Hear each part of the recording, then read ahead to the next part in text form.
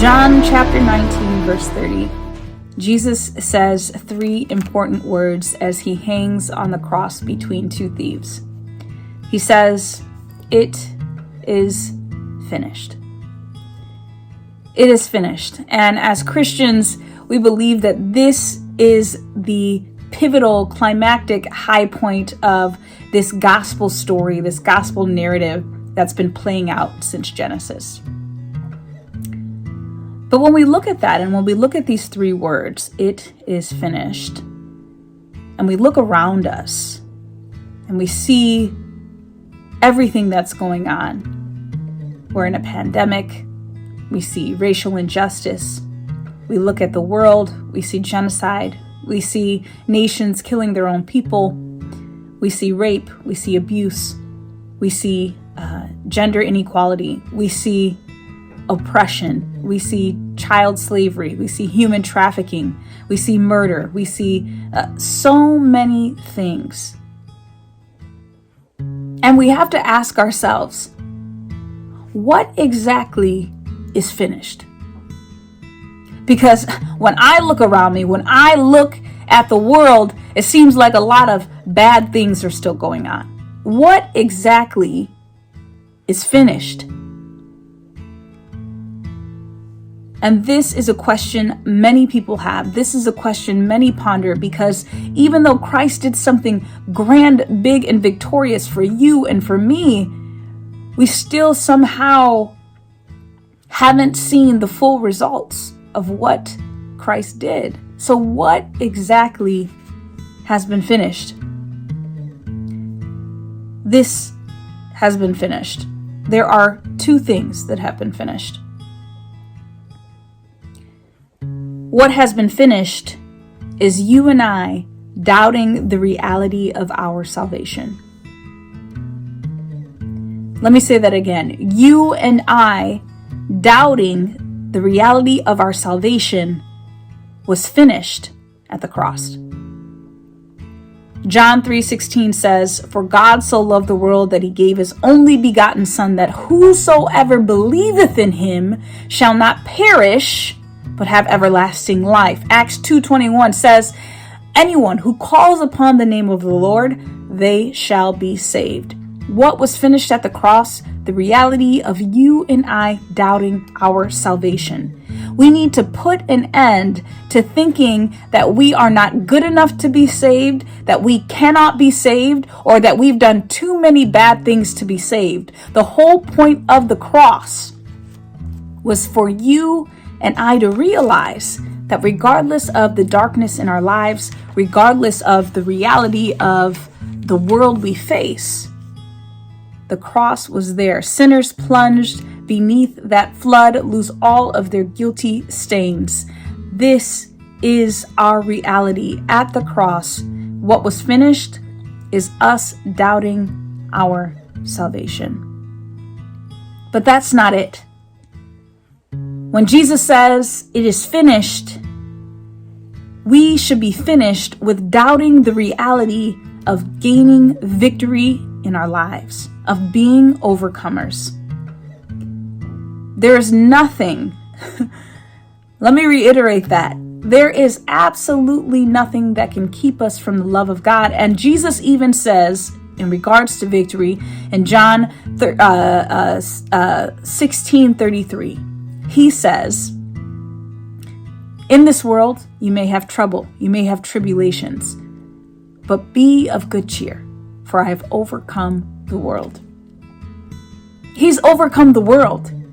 If Christ has overcome the world, then that means he's overcome every obstacle, anything that could potentially hinder you from getting victory in your life. Whatever you face, whatever your troubles are, whatever your addictions are, yes, you can be an overcomer. And the Bible promises that it is Christ who wills and works in you to do of his good pleasure. You can be a victor by faith through Jesus Christ. So when Christ says it is finished, he means what is finished is an end to you doubting the reality of having victory in your life.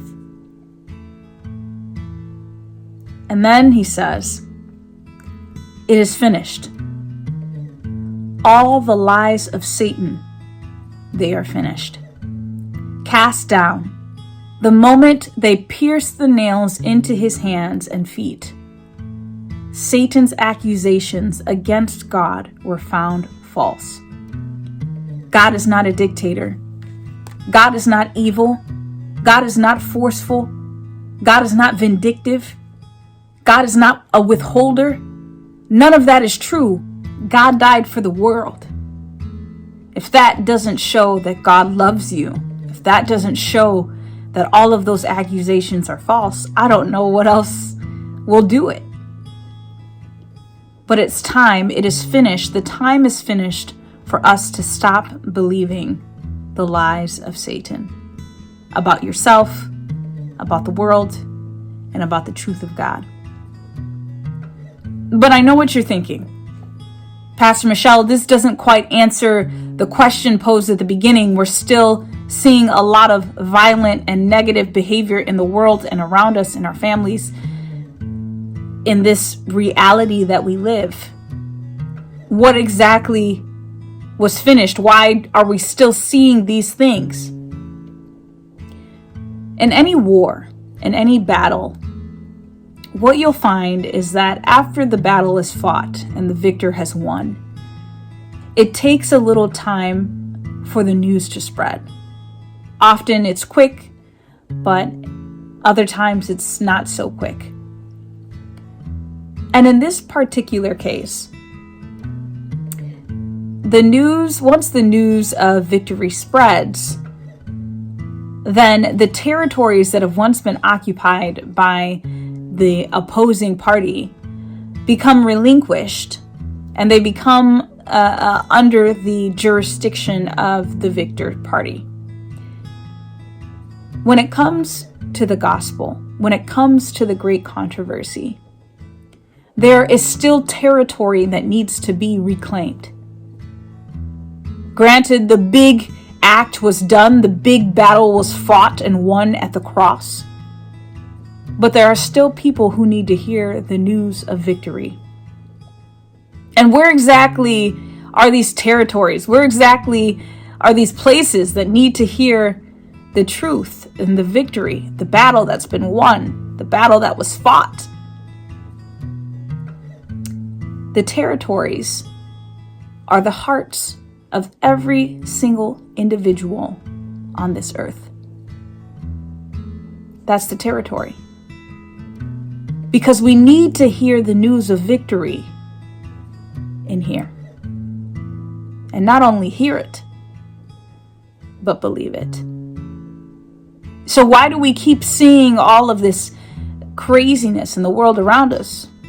Well, because that news of victory, once spread in the heart, it will change everything. But until then, that territory operates under the party and the jurisdiction of the previous ruler. And in this case, with humanity's heart of sin, that's how we operate. But until the message of victory penetrates deep inside here to every heart, that is when the grand gesture of the cross will be more effective in this world. It's already effective, but it will not only be effective in the world, but in your heart. It transforms people so that the actions that you see around you also transform. The last place that needs to be reclaimed is your heart. It's here. So what exactly is finished? This is what's finished, beloved. The belief that there is no hope is finished. That's what's finished. There's hope for you today. That's what the cross was for. So you could have a light to shine in a dark place. And if we believe in it, if we walk in it, if we claim it by faith, then for our lives, all of the darkness, it is finished. Rest in that.